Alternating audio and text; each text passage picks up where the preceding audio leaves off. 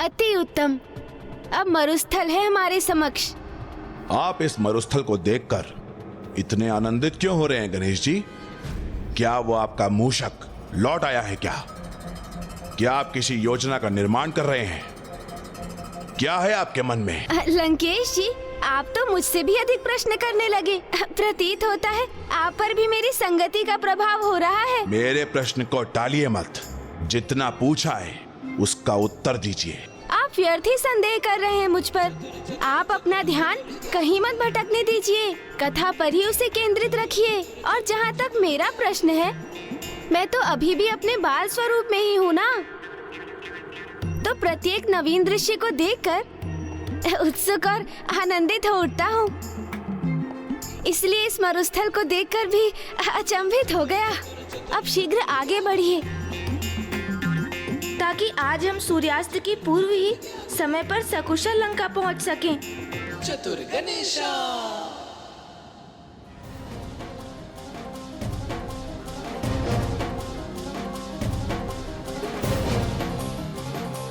किंतु अब मुझे उचित अवसर प्राप्त होगा मरुस्थल की तपती धूप में, क्योंकि इससे उन्हें अधिक प्यास का आभास होगा। इसलिए वो अधिक जल का पान करेंगे और फिर शीघ्र ही उन्हें लघु शंका करने की आवश्यकता होगी। लंकेश को आत्मलिंग मेरे हाथों में सौंपना ही होगा और फिर मैं इस आत्मलिंग को यही मरुस्थल में स्थापित कर दूंगा।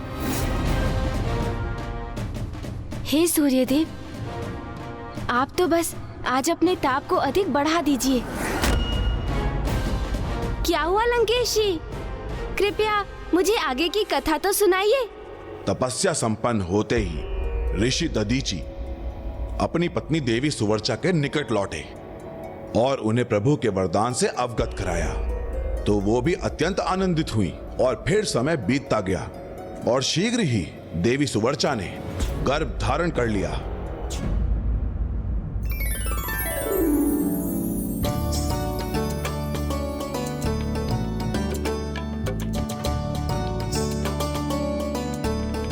आपको इतनी कष्ट करने की क्या आवश्यकता थी स्वामी?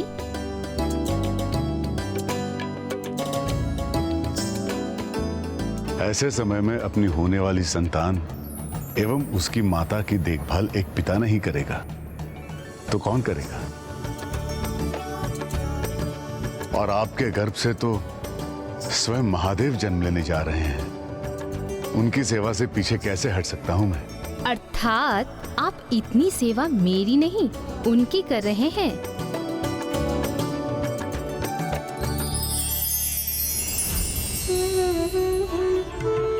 ये उस ऋषि दंपति के लिए सर्वाधिक आनंद का समय था, किंतु शीघ्र ही एक अप्रिय घटना घटित होने वाली थी, जिसका संकेत निमंत्रण बनकर उनके द्वार पर था। प्रणाम गुरुवर। प्रजापति दक्ष के यहाँ से एक दूत का आगमन हुआ है।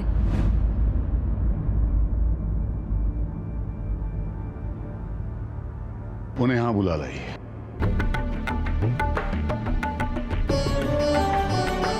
प्रणाम गुरुवर। दक्ष प्रजापति आज तक का सबसे भव्य, सबसे विशाल यज्ञ का आयोजन करने जा रहे हैं, जिसमें उन्होंने आपको भी भाग लेने के लिए सादर आमंत्रित किया है। इस यज्ञ में उपस्थित होना तो मेरा सौभाग्य होगा।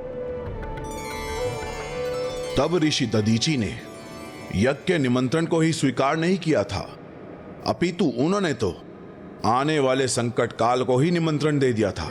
संकट काल? आपको जल चाहिए होगा लंकेश, ये लीजिए।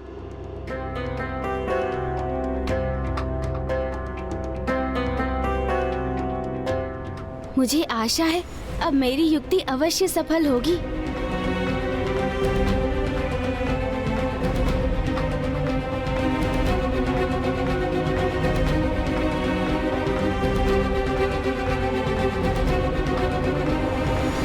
किस विचार में डूब गए हैं आप गणेश जी? यही कि क्या ये वही यज्ञ था जिसमें माता सती? हाँ, ये वही यज्ञ था जिसमें प्रजापति दक्ष ने मेरे प्रभु महादेव शिव शंकर शंभू का अपमान करते हुए इस यज्ञ में भाग लेने का निमंत्रण नहीं भेजा था और माता सती बिना निमंत्रण प्राप्त किए हटकर अपने पिता के यज्ञ में चली गई। प्रजापति दक्ष स्वयं प्रभु शिव से ईर्ष्या का भाव रखते थे और जगत के परम पिता के प्रति ईर्ष्या करने के अपराध के परिणाम स्वरूप उन्हें अपने कर्मों के अनुसार उसका दंड तो भोगना ही था। इसलिए शनि देव की दृष्टि उन पर पड़ चुकी थी। उधर प्रजापति दक्ष का यज्ञ आरंभ ही हुआ था कि इधर शनि देव ने अपने आगमन के पूर्व संकेत देने आरंभ कर दिए और फिर अंततः यज्ञ स्थली पर आगमन हुआ शनि देव का।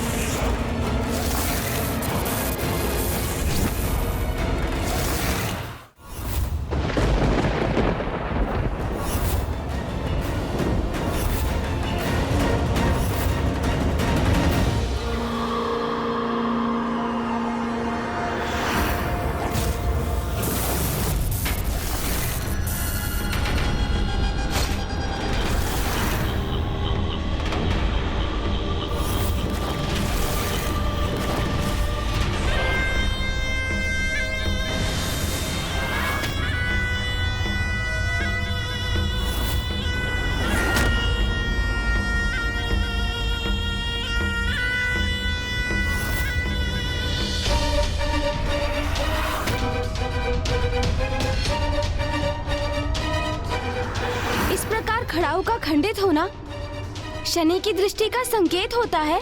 हाँ, चरण पादुकाओं का खंडित होना अथवा पृष्ठ एवं शरीर के जोड़ों में अचानक उठने वाले आलस्य और पीड़ा का उत्पन्न होना शनि देव की ही दृष्टि के संकेत होते हैं। ऐसी अवस्था में हमें अपने विचार, व्यवहार और कर्मों के प्रति सजग होकर स्वयं में सुधार लाने की आवश्यकता होती है।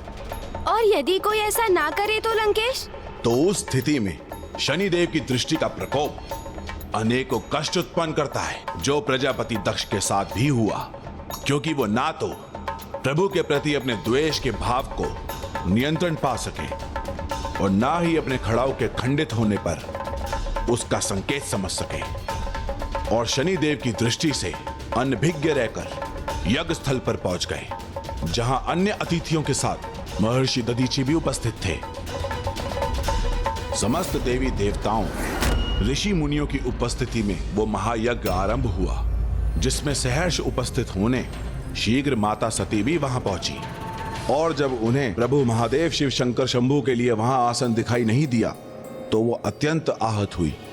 तब उन्होंने अपने पिता से इसका उल्लेख किया तो दक्ष प्रजापति ने महादेव का और अपमान कर देवी सती के हृदय को एक और बड़ा घाव दिया।